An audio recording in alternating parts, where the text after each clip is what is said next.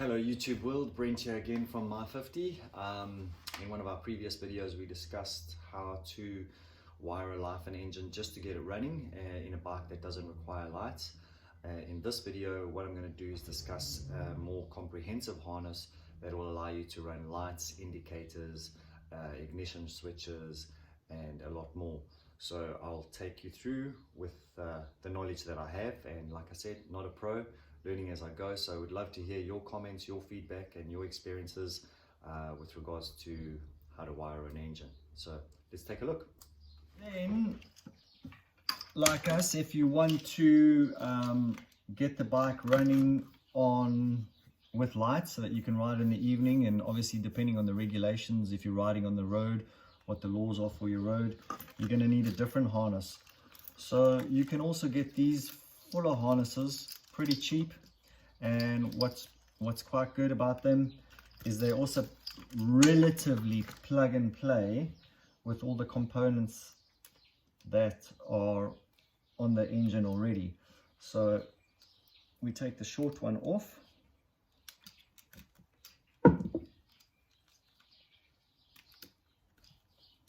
There you go, that goes out of the way.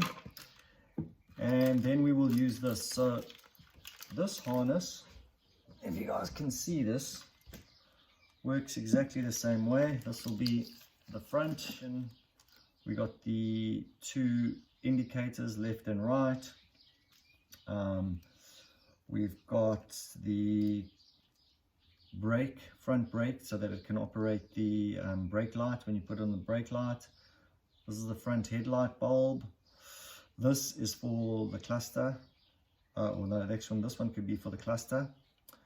So things like your indicators, and it depends on what kind of cluster you've got. Some on these smaller bikes, some of them are really limited, so you might not need everything up front here, but essentially the main ones is the headlight and indicators, headlights and indicators, brake light as well, I suppose.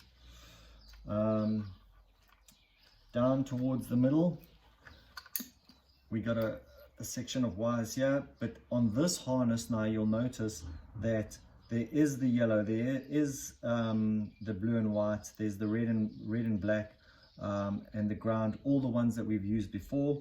They're just the two additional ones which are for the lighting on the bike, which brings me to a point. This is a 12-volt system, and most of the bikes that we swap these things out are either 6-volt or have nothing.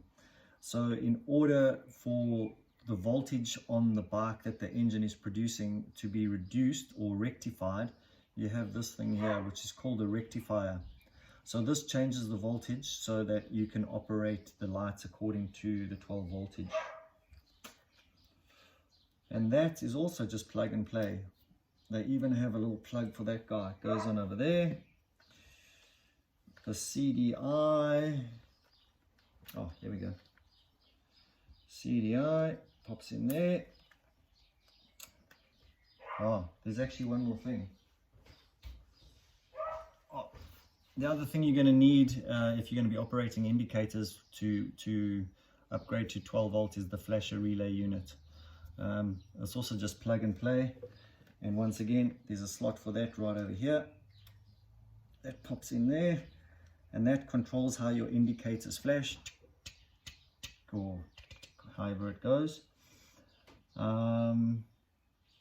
What else have we forgotten? Then working our way further to the back, we have the negative or ground for the battery, the positive. This is where your fuse fits in. And then we go a little bit further back, right to the tail, and we got the tail light, indicator left and right. So this is a much fuller harness. We've chosen to go with this one in the swap out because we can just plug and play it. Take the old harness out, and like I said in the beginning of the video, I like to keep the original stuff. Some of these bikes are moving on and they still have some value with the original stuff, so at any time we can swap it all back and put it back to the original if we need to. There are some of the plugs in the front for the headlights, and depending on what light you have, what custom indicators you have, you might need to cut these and adjust it and put jumpers on, or put different attachments on with some heat shrink or whatever it is.